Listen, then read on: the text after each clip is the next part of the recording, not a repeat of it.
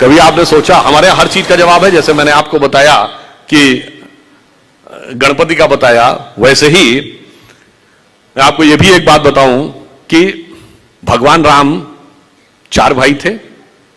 देखिए, हमारा कोई भी विचार किस चीज से प्रेरित होता है।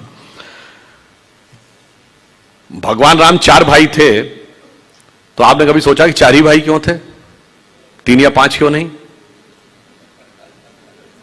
देखिए, हर चीज के पीछे एक कारण है। तो वो 4 भाई जानते क्यों हैं? वो 4 भाई 4 पुरुषार्थ के प्रतीक हैं। राम, लक्ष्मण, भरत, शत्रुघ्न। तो भगवान राम धर्म है, लक्ष्मण काम है, शत्रुघ्न अर्थ है और भरत मोक्ष है। इसीलिए लक्ष्मण ही राम के साथ वन में क्यों जाएंगे? क्योंकि काम को सदैव धर्म से संयुक्त रहना है। शत्रुघ्न अयोध्या में क्यों रहेंगे? अर्थ कभी राजधानी छोड़ के नहीं जाएगा। और खड़ाऊ रख के भरत ही पूजा क्यों करेंगे? मोक्ष पाने के लिए धर्म के किसी प्रतीक को भी रख के साधना करेंगे तो मोक्ष मिल जाएगा। इसीलिए हमारे यहां देखिए, एक एक चीज का अर्थ है। अगर हनुमान चालीसा का भी विषय खूब आया था यहां पर, अरे भाई, हनुमान चालीसा में यह क्यों लिखा है? तुलसीदास जी ने जब हनुमान जी की तुलना करने की बात आई भगवान राम से, तो उन्होंने क्या कहा? रघुपति कीनी बहुत बड़ाई, तुम मम प्रिय भरत ही संभाई। अरे भाई, लक्ष्मण संभाई कहना चाहिए, वो साथ में गए। भरत संभाई क्यों? धर्म को सबसे प्रिय मोक्ष होता है, इसलिए तुम मम प्रिय भरत ही संभाई। खैर, तो मैंने सिर्फ आपको 3 उदाहरण इसलिए दिए कि अब आपसे कोई प्रश्न पूछे तो आप बच्चा कह सकते हैं, आप इसको समझो बेटा, फंडामेंटल्स पढ़ो, उसके बाद तुम एडवांस कोर्स के बारे में बात करो, फिजिक्स, केमिस्ट्री, मैथ पढ़ो, तब इंजीनियरिंग के बारे में बात करो, जूलॉजी, बॉटनी, केमिस्ट्री पढ़ो, तब मेडिकल के बारे में बात करो, गणित पढ़ो, उसके बाद बैलिस्टिक साइंस के बारे में बात करो।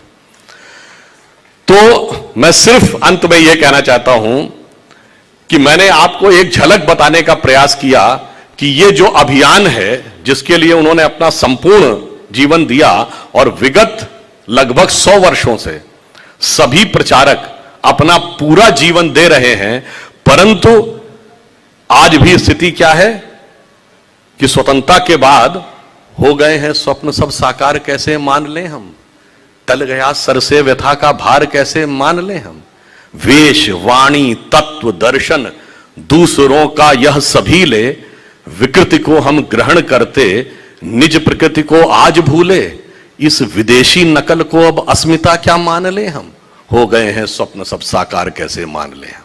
तो इस स्वतंत्रता के अमृत महोत्सव में अभी बहुत कुछ करना बाकी है। तो अमृत काल में यदि भारत को वहां तक पहुंचाना है जो भारत का वास्तविक भवितव्य है, तो उसके लिए क्या करना पड़ेगा? अभी हमारा कार्य पूरा नहीं हुआ है।